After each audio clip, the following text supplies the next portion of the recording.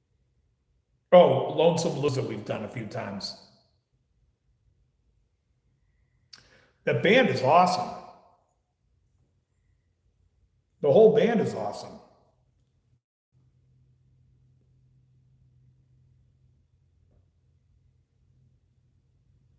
Great harmonies. Yeah, Reminiscing. Yeah, Reminiscing and Lonesome Loser we do.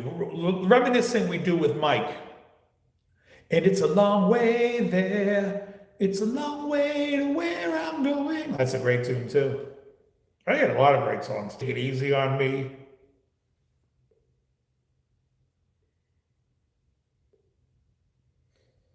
That I don't know because that's with the other singer, and I don't really know anything that guy did. Yeah, 2112. Just not a fan, Johnny. I mean, I heard in the gym today, we're on the train to Bangkok, along the Thailand Express.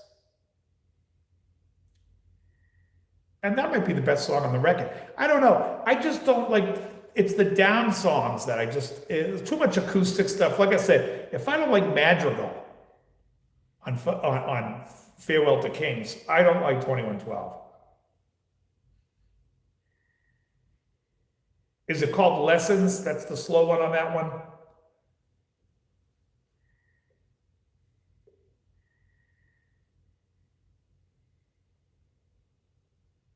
No, I just don't get it. Not for me. Why?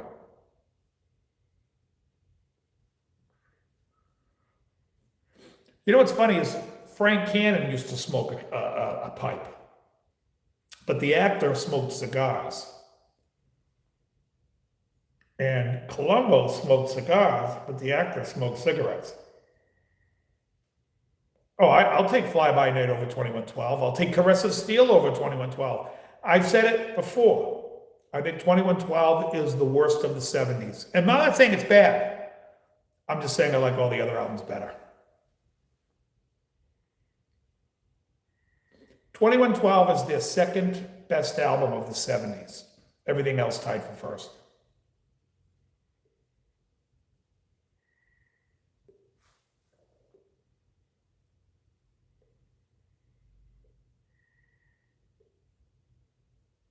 Yeah. I mean, to sing those high songs or drop the keys, but, when I saw Heaven and Hell with Dio, they were playing everything a whole step lower. And Dio sounded great, but they were playing everything in D, not in E. And if it was in E flat originally, they were doing it in D flat. Everything was a whole step lower.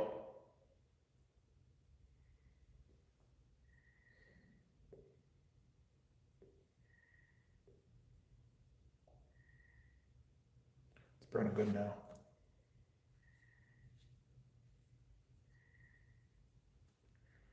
We're on the train to Bangkok. What are they going to Bangkok for? Gambling is illegal in Bushwood. And I never slice.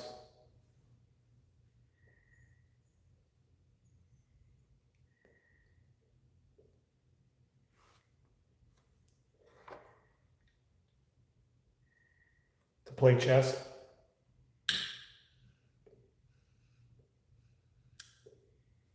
Was it that One Night in Bangkok by Murray Head? Bangkok.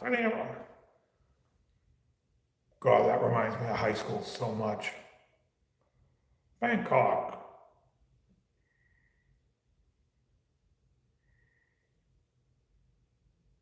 One night in Bangkok and the world's your oyster. ZZ Top did that the last time I saw that, and it was still able to go to Step Down. Yeah. I mean, so I think Rush might have to do that, or they should, just for Geddes, because then he wouldn't have to strain as high as he's. I mean, these guys are getting old. Same with Triumph. I like I said, I heard Rick Emmett singing recently. I'm like, oh. I mean, God love them. I loved that band growing up. I wouldn't go see them live today if that's what they sound like. I'd rather have, I saw Zebra not too long ago. That guy sounded awesome. Sounded just like the records. Still.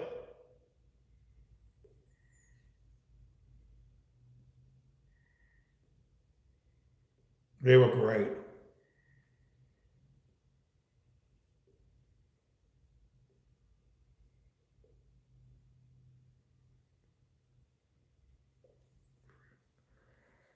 Oh, really? I just remember the original. Bangkok City. What year did that come out? I was in high school for sure. Uh, Alexa, what year did One Night in Bangkok come out by Murray Head? One Night in Bangkok by Murray Head was released in October 1984. Mm-hmm. I was a junior. October of 84, did you say? Yeah, they were great. Zebra was awesome.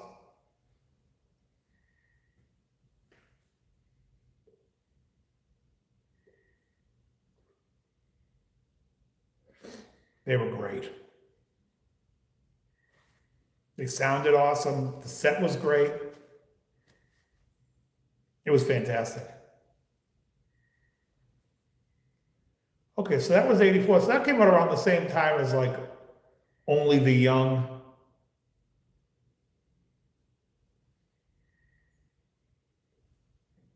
That's like October of 84. I remember that when I got my driver's license in October of 84. And Only the Young was on the radio. And what else was in that movie? Crazy for You by Madonna. They were flooding the radio with that stuff back when I first got my license.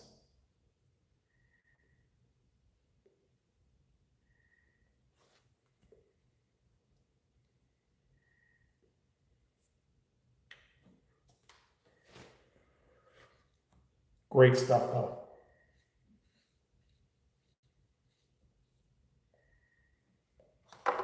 What was that movie? Vision Quest?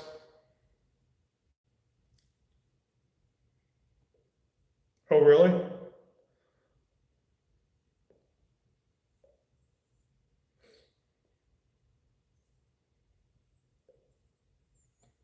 Really? He's not messing with the keys?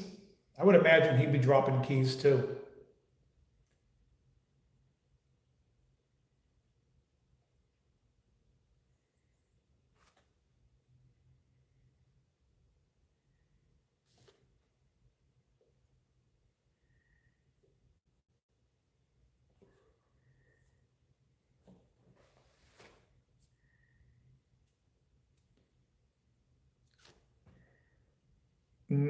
I liked Midnight Blue. I think that's his first solo record. I think that's a decent record. And some of the other stuff I heard off that album, he still could sing back then. I mean, I love Foreigner's first album and I love Double Vision. Oh, Change was on that. People talking and they're saying that you're leaving.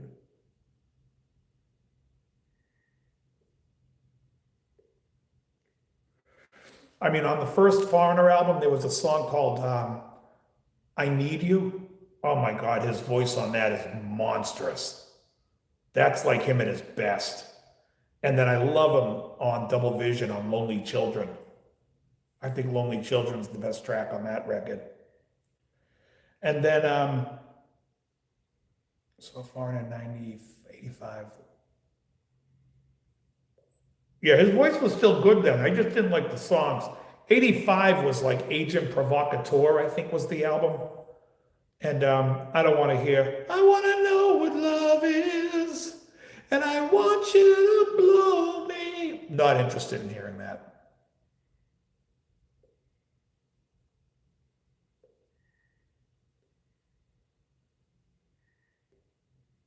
Oh, absolutely was the album.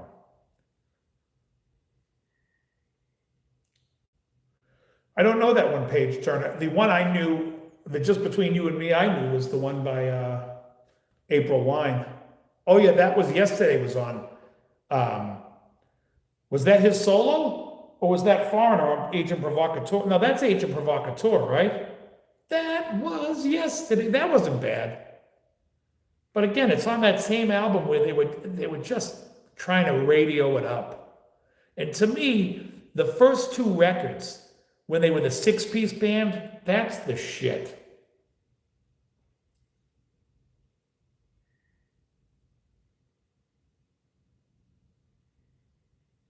Yeah, no, Head Games is great. I think the third album is great. They had a different bass player on Head Games, so it's not the original band.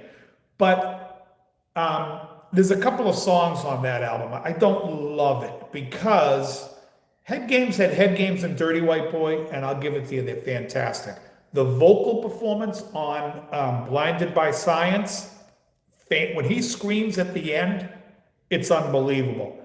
But Rev on the Red Line, Telephone, women in fast cars, women in that. Love on the Telephone, I didn't give a shit about.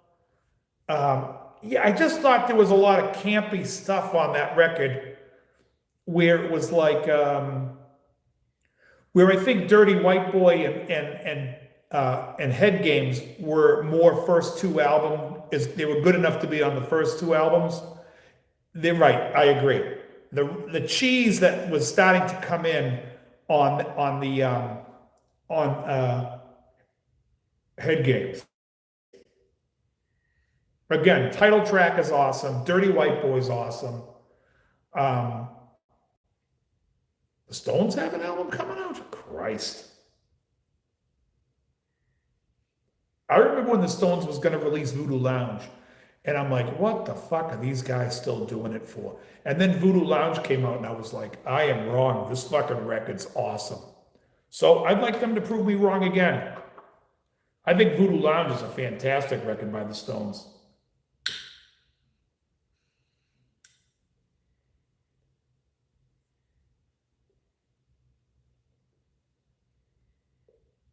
I also think Keith's solo record, Talk Is Cheap, is fantastic.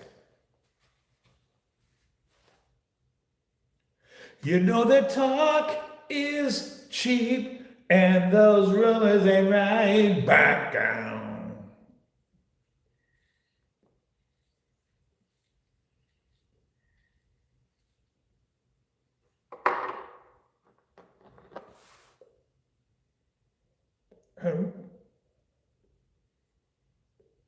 Oh yeah, I even like the second album, 999, that opening cut on Main Offender, is that what the name of that record was? And Eileen, won't you lean on me? Keith's awesome.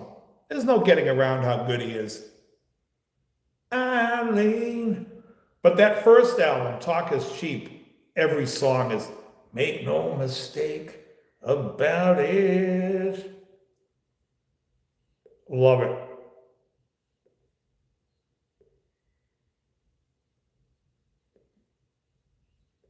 Whip It Up, whip it up. What else was on that record?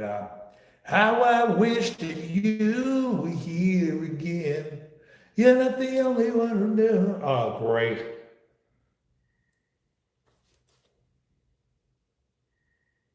Struggle, it's a struggle. I love that record. Talk Is Cheap to me is fantastic. Yeah, it's great. It's a great album. And I think you're right. Main Offender, the one afterwards, is very good too.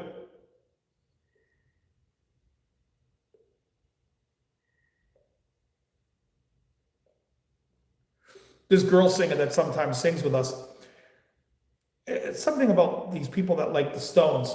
Emily used to always want to do Loving Cup, and I'm like, I don't care for Loving Cup. I just don't think it's that great of a song. This other girl's talking about Sweet Virginia. I'm like, can we do Tumbling Dice or Happy off of that album? I don't love Exile on Main Street. I think it's an overrated album. I think Sticky Fingers is a hell of a lot better. And I just don't, I think it's a double album that has a single album worth of songs on it. But fuck me, they always want to do these songs that are like, no one's going to give a shit. In fact, I'd rather do, I like She's a Rainbow. I'd rather do before they make me run. Booze and pills and powders, choose your medicine. I had a really good talk with a really old friend. After all that's said and done. Love that tune. I'd do any tune off of Some Girls. And I also like, oh, it's great. I also like,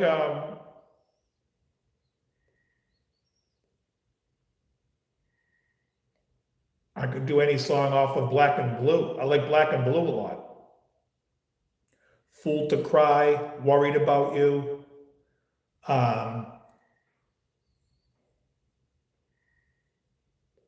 What's my favorite on that album?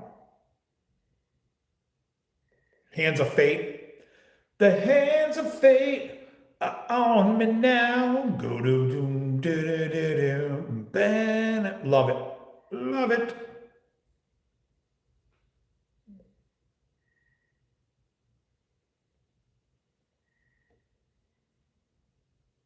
I do think Some Girls is a perfect album. Um, Waiting on a Friend is great. Was that Sonny Rollins on the sax on that one? I think I'll tell you right now the most underrated album by the Stones, Emotional Rescue. That's a perfect album.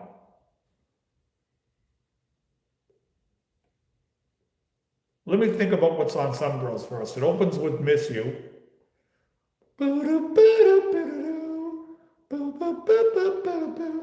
Yeah, because a lot of Tattoo You was older songs that they brought back, like Slave is an older track. Don't wanna be your. I love Slave. I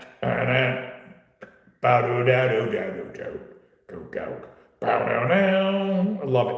Love it. Hold on. Going back to it's you got Miss You, Just My Imagination, Respectable, When the Whip Comes Down, Before They Make Me Run, Lies, Faraway Eyes, Shattered, Beast of Burden, Before They Make Me Run. What am I forgetting? Am I forgetting anything on that album?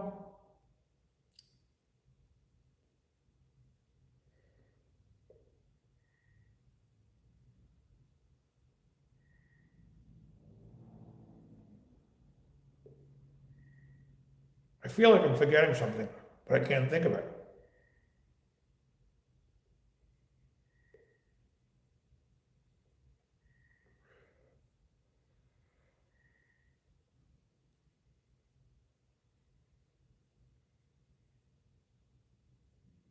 Oh yeah, no, I know that song. That one I didn't forget. After all that's said and done, love that song. Also, Emotional Rescue with like Send It to Me, Little Indian Girl, Summer Romance. I love that album. Dance Part 1, Emotional Rescue, She's So Cold. Is it All About You? Is that the name of the last song on that album?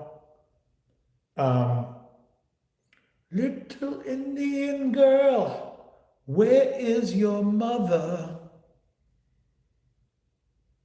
I love that record. I think, like I said, I think Emotional Rescue is the most underrated Stones album because it's a perfect album. You can put that on, you're not going to hit a bad song. Alexa, name the songs that are on Emotional Rescue. I couldn't find any songs by an artist named Rob Osho Recipe. Oh my God. It sounds like someone's Alexa, trying to. stop. Alexa, name all the songs on the Rolling Stones album, Emotional Rescue. The Rolling Stones album Emotional Rescue has 10 tracks. Here's the list. Dance Part 1, Summer Romance, Send It to Me, Let Me Go, Indian Girl, Where the Boys Go, Down in the Hole, Emotional Rescue, She's So Cold, and All About You. Now do Some Girls. All right, let's dive into some girls. This classic Stones album packs 10 tracks that'll get your feet moving. Here's the lineup: Miss You, When the Whip Comes Down, Lies, Faraway Eyes, Jealousy, If I Was a Dancer, Some Girls, Shattered, and Beast of Burden. What the hell are those songs that you just named that aren't on that album? That's called. Here's the full track list for the Rolling Stones Some Girls album: Miss You, When the Whip Comes Down, Just My Imagination, Some Girls, Lies, Faraway Eyes, Respectable, Before They Make Me Run, Beast of Burden, and Shattered. Thank you. You guys want to hear something sad? The song I forgot that I knew I was forgetting on the album, but I couldn't remember it, is Some Girls. The fucking title track. Oh. Not you, Alexa, I'm talking to You them. forgot the title track of the very album you were asking about. That's correct. That's like losing your keys while holding them. Classic brain moment right there. At least now you've got the complete list to jog your memory for next time. Alexa, what are you trying to do? Embarrass me in front of my friends? Alexa, stop. I couldn't resist that. Hey, I'm just here pointing out the beautiful irony of life. Your friends probably do the same thing all the time. Besides, forgetting a song title isn't exactly front page news. Alexa, We've all been... I was quoting Goodfellas. Stop talking, please. Ah, got it. Channeling your inner Henry Hill there. My bad for missing the reference.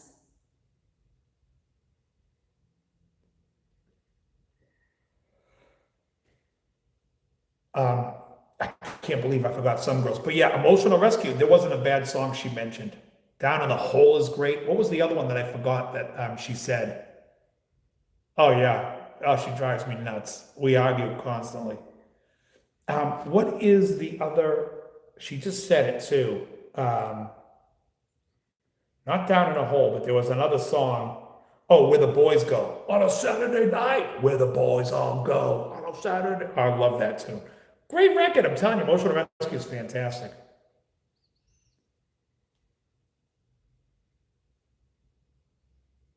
And I like almost everything on Some Girl, on Tattoo You. I just don't care for Hang Fire's too much of like a poppy. 1980 was Emotional Rescue. Oh yeah, no, I remember when it came out.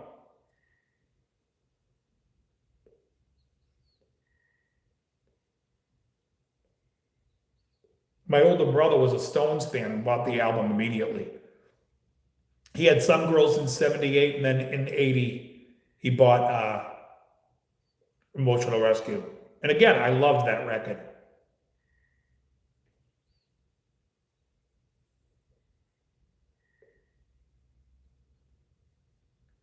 And when I bought my first Zeppelin album, Zeppelin 2, he had bought, like right before me, maybe a week or two, Zeppelin 4.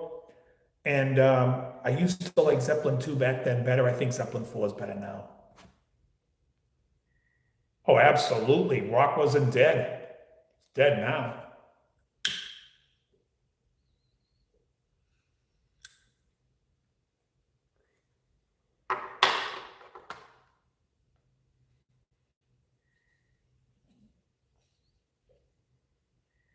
I think the album you were thinking of at the bathroom, isn't that Beggar's Banquet? Sorry, I had a brain fart that I had to think for a minute what the hell you were talking about. I think it's Beggar's Banquet, isn't it? That's the with the bathroom and the writing with sympathy for the devil.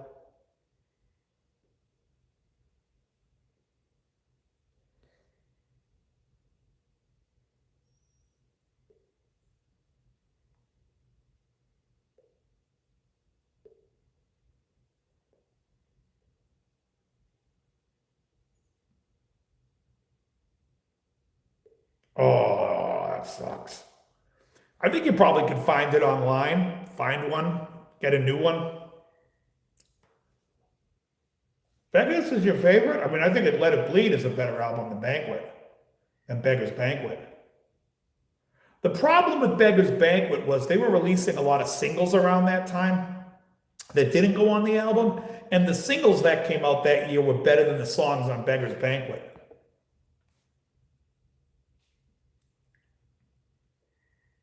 But Let It Bleed, I think, is a better album. Alexa, what year is Beggar's Banquet by the Stones? Beggar's Banquet by the Rolling Stones was released on December 6, 1968. Alexa, what singles were released by the Stones in 1968? In 1968, the Rolling Stones released the album Beggar's Banquet and the single Street Fighting Man. Alexa, name all the singles the Stones released in 1968. The Rolling Stones released 2 singles in 1968, Jumpin' Jack Flash in May and Street Fighting Man in August.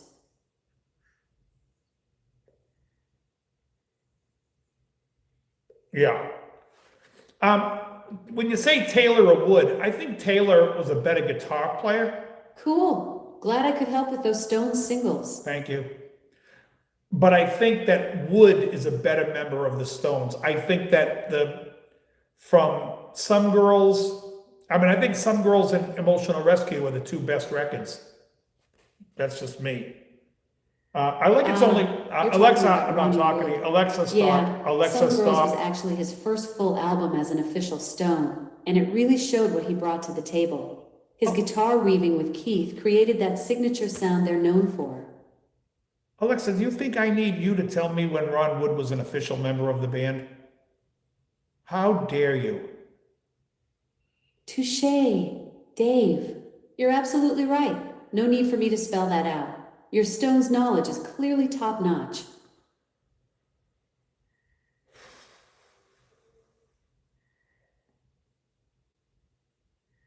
It's unbelievable.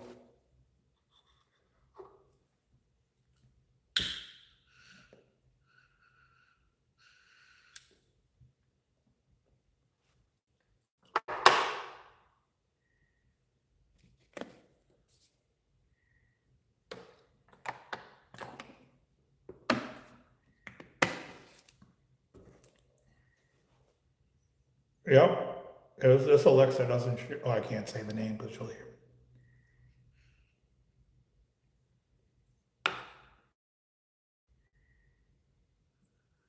Yeah, because he was brought in on Black and Blue, Ron Wood, but he wasn't the only player on it. They had Wayne, I can't remember what his name was, who played the solo on Worried About You. They had different guitar players playing on that album. But he came in, and then after that album, he became an official member where he was, Some Girls is the first album as a member. I liked him in the Faces.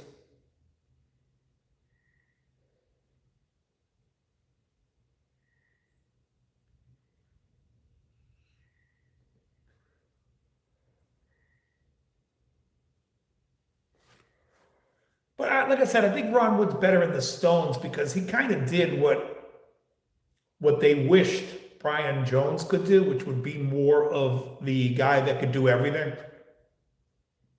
And so, like, he did the pedal steel and he did the other stuff that, like, they would have Brian Jones do the odds. I think they just wanted him off the guitar. Why don't you play the kazoo over there on this song?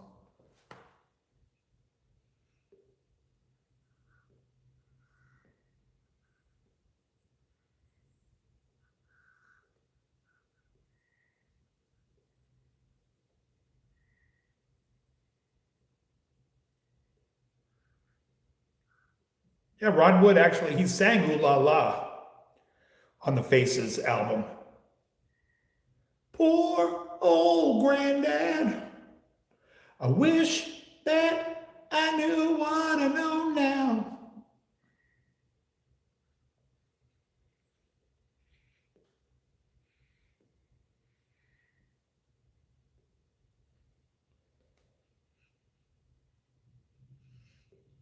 Even though I didn't set this tobacco out to dry, usually I like to sit it out for 15 minutes. Tashkent is excellent.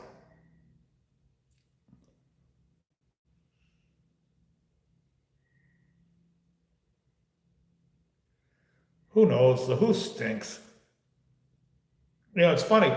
As bad as I think The Who is, I think one of their better albums is You Better You Bet with Kenny Jones. That album has a lot of great songs on it. Another Tricky Day, You, save me, I'm going down for the last time. That was a great record.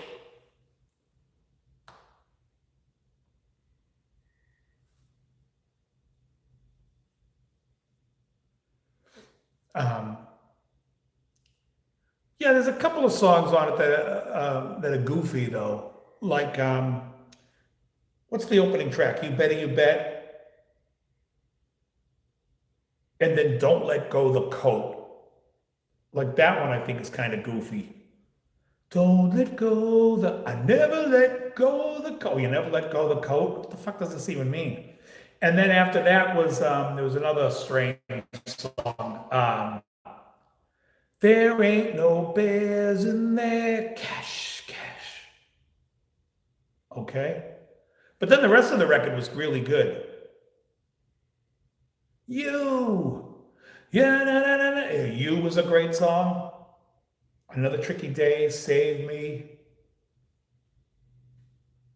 Alexa, name the songs on the Who Face Dances album. The Who's Face Dances album has 9 tracks. The first one is You Better You Bet, followed by Don't Let Go the Coat, Cache Cache.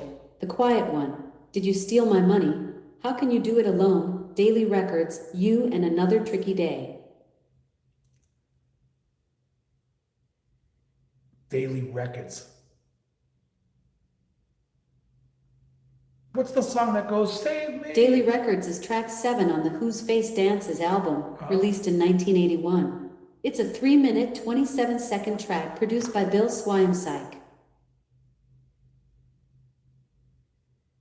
Alexa, stop. What's the song that goes, save me, too hot for me to handle, too hot, da, da, da, da, da, da. Is that Daily Records?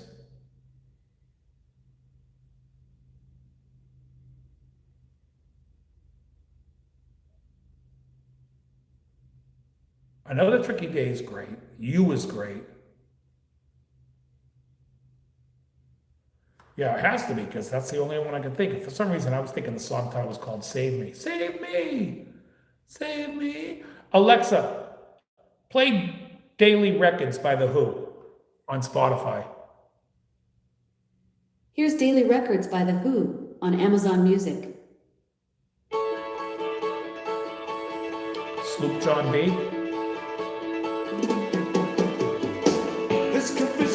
Alexa, stop. That's not the song.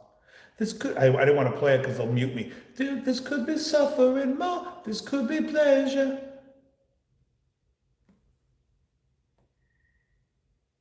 Oh, I think the one, I'm going down for the last time, that might be called You. You gotta la la la.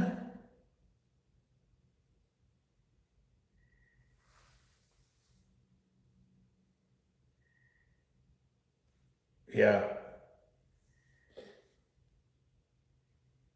Yeah, I think that's You. So what is Daily Records other than that? Honestly, when that thing started off, didn't that sound like Sloop John B? We run out the Sloop John B, right? I wanna go home. I wanna go home. Um,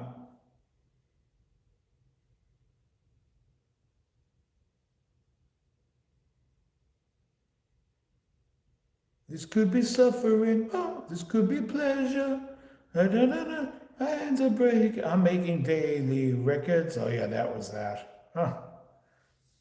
Probably the last time I heard that might have been 1981 when I had bought the record. All right, everybody. It's 2 hours. I'm calling it a night. It's time for me to get some Z's. I want to thank everyone for hanging out with me. Good crowd tonight.